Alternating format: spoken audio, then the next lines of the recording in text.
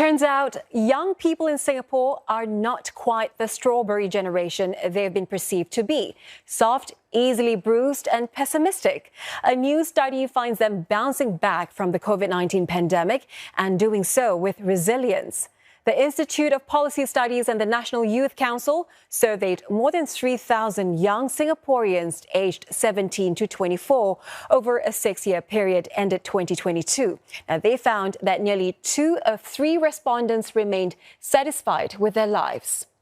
The surprise was that 43% felt the pandemic actually had a positive impact on their lives, and that's 9 percentage points more than a year ago. They attributed this to good careers, achieving higher education goals, and building meaningful relationships. More of them felt there were enough opportunities to achieve their aspirations. The proportion jumped to 57% in 2022, much higher than in the previous 2 years. A majority were also hopeful for the future. 78% were already developing plans towards their future goals, while 19% were still deciding. And among their priorities, health, career, and money placed in the top 3 life goals. But getting married remained lower down the list. For the full 6-year study, nearly 40% were never in a relationship. The reason cited, they did not meet the right person, had more important priorities, and dating in Singapore was stressful. The study also found that 76% want flexible work arrangements. That's up from 60% in 2018 for a better work-life balance. Now, for more on this study, I'm now joined by Dr. Chu Han-ee, adjunct senior research fellow at the NUS Institute of Policy Studies, and David Chua, who's the CEO of the National Youth Council Singapore. Gentlemen, a very warm welcome to you. My first question to you, Mr. Chua, we just heard that the younger so-called strawberry generation seems tougher and more resilient than we thought. To what extent did this finding surprise you? It was very encouraging, and to know that the young, when they look back on their experience in COVID, they look at it with a view of how it has positively impacted them. And that's very good. It speaks well to their resilience and how they bounce back. So this was a finding that was not surprising and also very encouraging. And we saw it anecdotally when we saw young people step up to help others, to take charge and agency of their careers, despite not having the same type of experiences as the cohorts before COVID.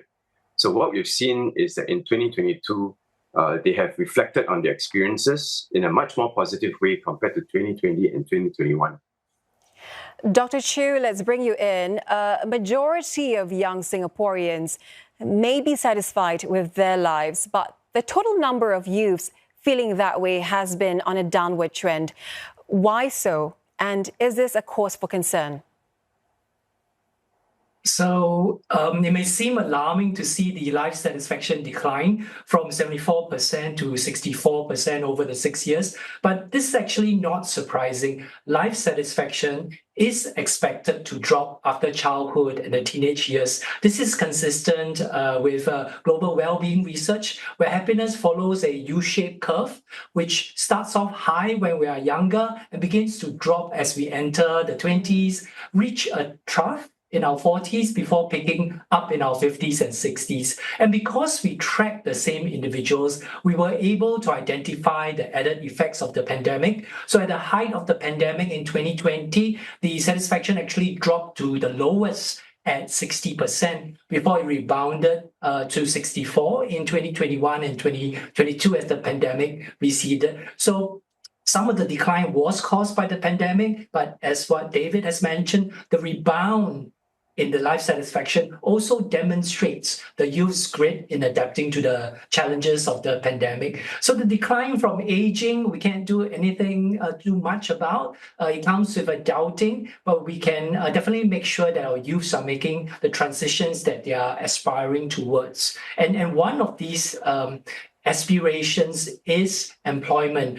For youths at this stage of their lives, having a successful career is one of their top priorities. And we found that for those youths who do not make the transition into full-time employment, their life satisfaction also declined significantly, and especially this phenomenon is especially so during the pandemic. Very quickly, Dr. Chu, when it comes to achieving their personal aspirations, how does it differ across the various racial and even socioeconomic groups? I think it's quite even. The top priority is their health. And we saw this increase during the pandemic and starting after the pandemic. Health used to be in good health, used to be the second priority after a career and financial.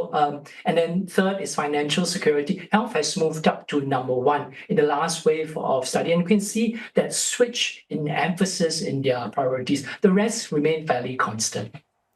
Mr. Chua, we've been talking about career, and we are seeing 76% more youths desiring flexible work arrangements, and that's up from 60% 6 years ago.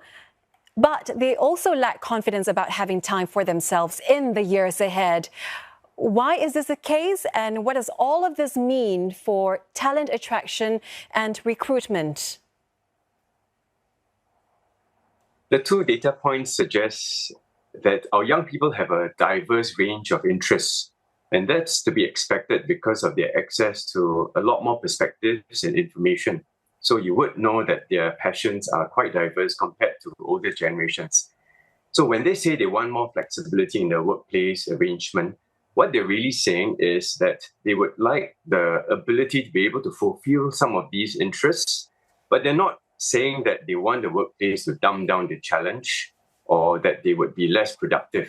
I think where companies and employers can think about innovating their HR practices and workplace designs is to enable a way to twin some of their interests with their workplace skills and time.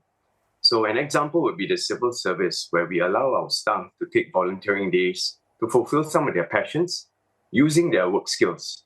And the research and studies also show that young people, when they are able to fulfill some of these aspirations, become more motivated. They are more loyal to the organization, and they identify with the purpose and culture of the workplace. So some of these innovations can actually help employers, and the young people are not saying that they do not want challenge or stress. In fact, the converse is true. Challenge and good stress will help them feel more purposeful and a sense of fulfillment. So for employers, the message is that you can find ways to innovate. Nobody is asking you to down your productivity, but we can think hard about how to enable our workforce to be more motivated. But the message also to young people is that there are trade-offs. You can't do everything, and there are some priorities to be made. So you also need to find a balance in life and your workplace. It's all about the balance, isn't it? Mr. Chua, those are some very wise words. Thank you very much for speaking with us. And Dr. Chu Han Yi from the NUS Institute of Policy Studies, thank you very much for speaking with us.